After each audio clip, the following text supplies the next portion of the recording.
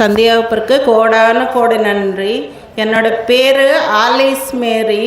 நான் மலுமிச்சம்பட்டியிலிருந்து வர்றேன், கோயம்புத்தூர்.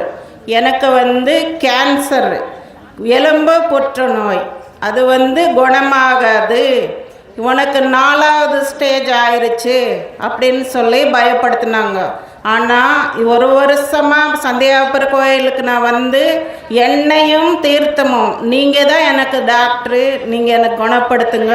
எனக்கு 2 பெண் குழந்தைங்க இருக்குது, எனக்கு யாரும் இல்லைன்னு வேண்டனேன். எனக்கு இப்போ பரிபூர்ணமாக குணமாக இருக்குது. சந்தியாபுரக்கு கோடான கோடி நன்றி.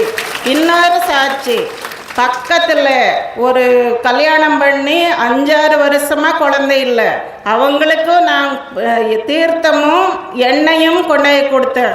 அவங்களுக்கு இப்போ குழந்தை ஆகிருக்குது.